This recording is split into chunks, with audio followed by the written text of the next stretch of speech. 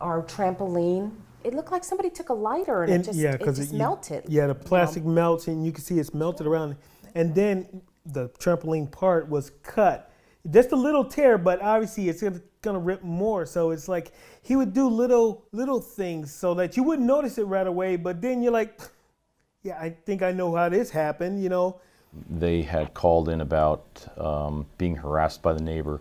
Maybe the Bakers were just saying, hey, I noticed this outside the house, and I think the neighbor had something to do with it. Probably did. Basically, I would report it, do a report on it and say, okay, yeah, I get it. Something suspicious happened, broken glass in your driveway, something like that. But didn't have the evidence to say that there was anybody. You see cigarette butts all over the place, and I'm like, yeah, it could have been anybody. We live on a corner. It could have been anybody who was walking by. Every time I would walk out my house, I was being called a name. And then finally, it was like, you know what?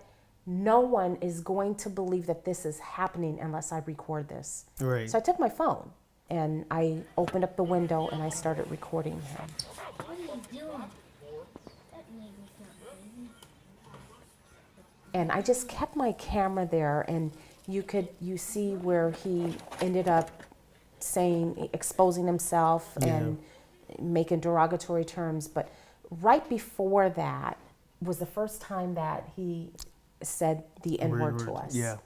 And I remember it like it was yesterday. They were probably some of the best, this is going to sound weird, the best victims you would ever have as far as the police were concerned. They were able to articulate everything. Time frames, logs made. I mean, everything that we would have needed from somebody they had.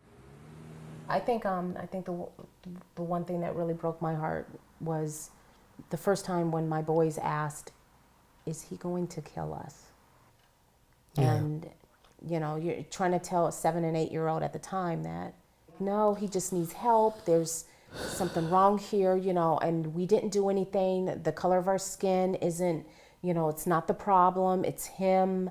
And, and then finally they said, well, is he going to kill you? Yeah. What, Mom, I'm scared. And Mommy, what are we gonna do? Last year for the 4th of July, we had planned to go to the beach. So we had our 4th of July party the weekend before.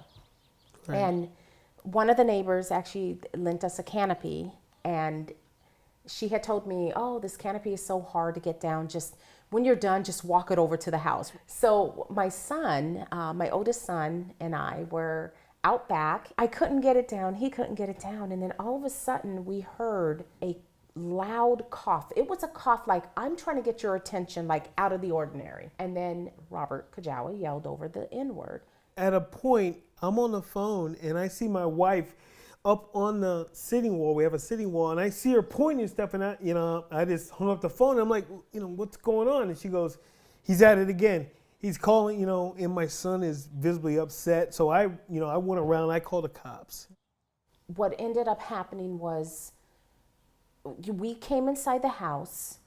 I was trying to talk to my son and tell him, you have to tell the officer, because I told the officer what I heard.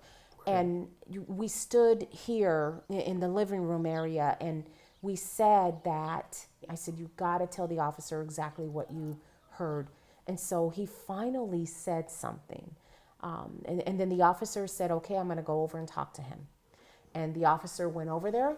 Then we ended up finding out that he was picked up. Ethnic intimidation is a big charge, let's put it that way, and a little bit more involved to prove, but give someone time and their true colors come out, and it eventually happens, which it did in his case. So they asked how the jury find, with count 1 for Biafra Baker for the ethnic intimidation against Robert Kajawa. They said guilty, and at that point I knew they said the second count, the third count, and then the summary. And then when it got to my son, guilty. It was just like, wow, do they understand what just happened? Our home, our yard is our little safe zone, our little paradise. And that's what I want my kids to feel safe. my kids didn't even want to go, like they would go to the edge. Didn't want to come to the edge where the fence, met, because they were like, you could tell they were a little bit like, yeah, I don't want it, Dad. I'm like, hey, and I would sit my kids aside and I say, hey, if I'm out there with you, don't ever be afraid. He's never gonna come over and do anything while we're out here. When my wife recorded him, and he says, I'm going to make your life miserable. You're gonna hate living next to me. The script has been flipped. He's the one that's actually miserable now.